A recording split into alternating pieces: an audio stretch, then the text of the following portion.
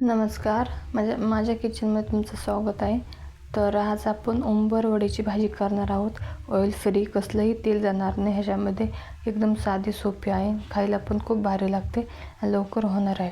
त्याआधी तर आपण पीठ बघूया कोणतं घ्यायचं आहे. तिथं 1 वाटी बेसन पीठ, अर्ध्या वाटीला कमी गव्हाचं पीठ. तुम्ही फक्त बेसन पीठ घेतलं तरी चालेल. तर इथे दोन्ही पीठ आपल्याला थोडं असं मिक्स करायचं आहे. त्याच्यामध्ये हळद, लाल तिखट आणि मीठ टाकून घ्यायचं आहे. आता आपल्याला व्यवस्थित मिक्स करून घ्यायचं आहे. ह्याच्यामध्ये थोडं थोडं पाणी घालून आपल्याला ह्याचा कडक गोळा बनवून घ्यायचा आहे.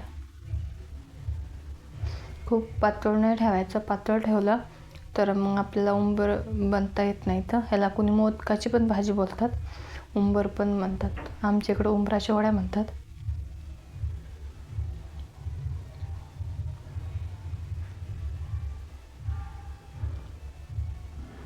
तरी असं सगळं मिक्स करून आपल्याला थोडंच पाणी लागणार आहे. ते एकदम घट्ट डो तयार करायचं आहे. बघू शकता मी ह्या पद्धतीने रेडी. आता ह्याला आपण झाकून ठेवू, साईडला ठेवू. आता ह्याचा मसाला रेडी करा. तर 1 वाटी मी भाजले शेंगदाणे आणि तीळ घेतले आहे. तर आता हे सगळं ह्याच्यामध्ये टाकून द्यायचे. मी थोडंसं साईडला ठेवले.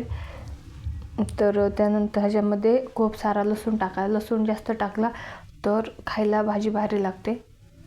त्यानंतर इथं लाल तिखट, हळद, गरम मसाला आणि मीठ टाकून आपल्याला बारीक वाटून घ्यायचं आहे. आणि मी इथं कांदा मसाला घातला आहे, म्हणजे भाजलेला कांदा आहे तो बारीक करून घेतला आहे. तुमच्याकडं नसेल तर तुम्ही कांदा एकदम जाळून त्याची अशी पावडर करू शकता. नाही तर ओला कांदा पण इथं भाजून ह्याच्यामध्ये टाकला तरी चालेल. नंतर पाणी घालायची गरज नाही. ओल्या कांद्याने असं चिकटपणा होतो. ते चांगलं मिक्स करून घ्यायचं आहे. आणि त्याच्या मग नंतर आपल्याला ह्याचा बारीक असं वाटून घ्यायचं आहे. तर हे बघा, थोडं मोठं ठेवायचं, एकदम बारीक पण आपल्याला वाटून घ्यायचं नाही आहे.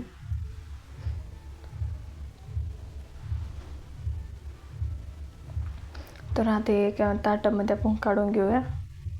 मला लागन तेवढं मी काढून घेते आधी. आणि जर मसाला उरला तर तुम्ही दुसऱ्या भाजीला पण टाकू शकता. एकदम भारी लागतो हा मसाला भाजीत. तर इथं मी किसलेलं खोबरं भाजून घेतलं आहे. तर असं चुरा करून टाकते ह्याच्यामध्ये. थोडं गरम आहे तर किसलेलं खोबरं घ्यायचं आहे भाजून. तर की असं मी ह्याच्यामध्ये टाकून असं मिक्स करते. खोबऱ्याने ना आणखी चव भारी लागते.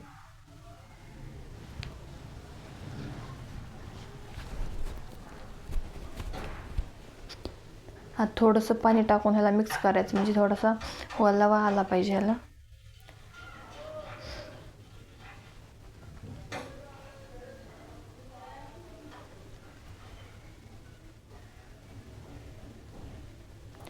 तर खूप थोडंसं जास्त ओलं झालं, त्यामुळे मी अजून थोडंसं राहिलेलं ते मसाला ह्याच्यामध्ये ॲड केला. तर हे बघू शकता अशा पद्धतीने. तर आपलं आता हे पण मिक्सर रेडी झालं. ते आपण बाजूला ठेवून देऊया आणि आपला मसाला दुसरा तयार करूया. तर 1 चमचा लाल तिखट, गरम मसाला,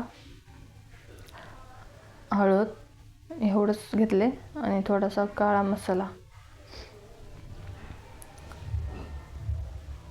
काळा मसाला म्हणजे हे आपला कांद्याचा मसाला. ह्याच्यामध्ये पाणी टाकून आपल्याला मिक्स करायचं आहे. तुम्ही शक्यतो दह्यामध्ये पण करू शकता. मी दह्यामध्ये पण भरले होतं, ताकामध्ये. तर हे असं मिक्स आता ह्याला आपण साईडला ठेवून देऊया. आता आपलं सगळं रेडी झाले. आता आपले मोदक करायला घेऊया. तर हे बघा, तुम्हाला जेवढा मोठा मोदक हवा आहे तेवढा तुम्ही करू शकता. छोटा, मोठा, बारीक कसा पण. आणि तर ह्याच्या वड्या पण करू शकता. मोदक कंटाळा येत असेल करायचा तर लाटून वड्या पण होतात.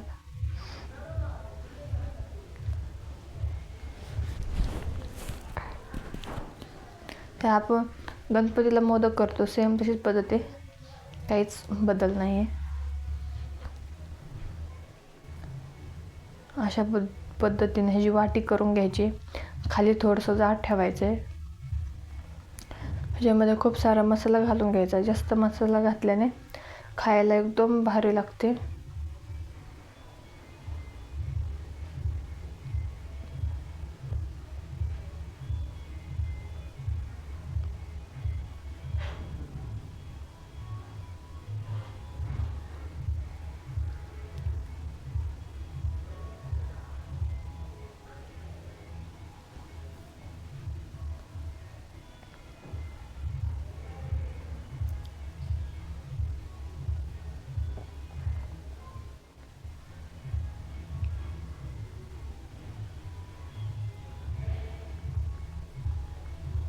तर हे बघा, ह्या पद्धतीने मी तुम्हाला दुसरा पण करून दाखवते.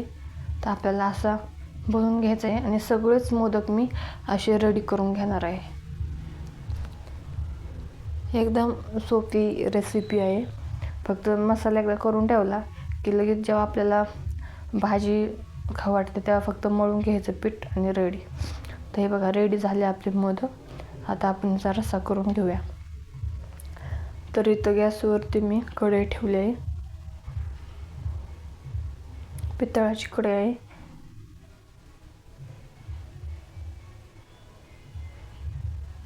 आणि ती तापली की आपण जो मिक्स मसाला केला वाटीमध्ये तो टाकून घ्यायचा आहे.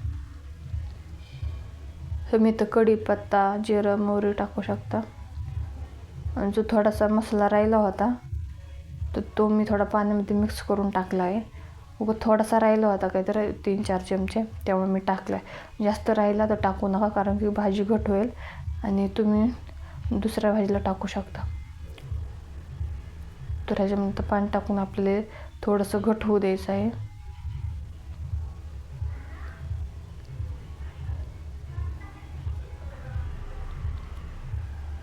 असं हलवून घ्यायचं आहे आपल्याला व्यवस्थित.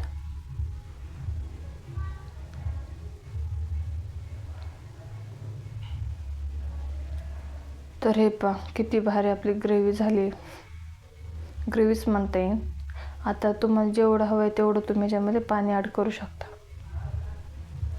म्हणजे पाणी आपल्याला ह्याच्यामध्ये खूप जास्त लागतं, कारण की ते शिजायला पाणी जास्त लागतं.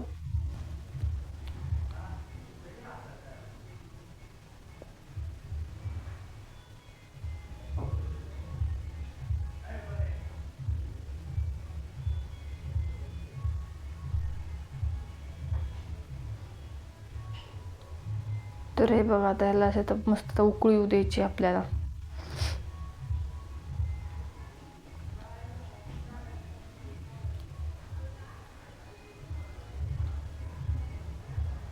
मी ते 2-3 ग्लास पाणी ॲड केले. आता उकळी आली आहे. आता ह्याच्यामध्ये एक आपल्याला उंबर सोडून द्यायचा आहे.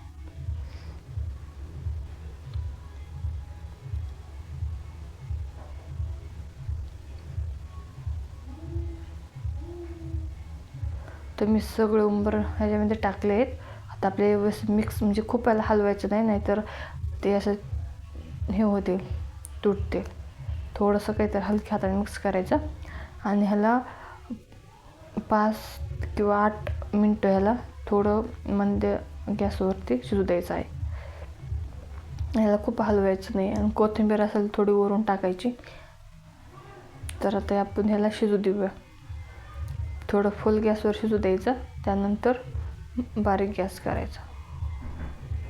तर हे बघा, 7 ते 8 मिनिटांनी आपली भाजी मस्त शिजली आहे आणि बघू शकता खूप भारी झाली आहे.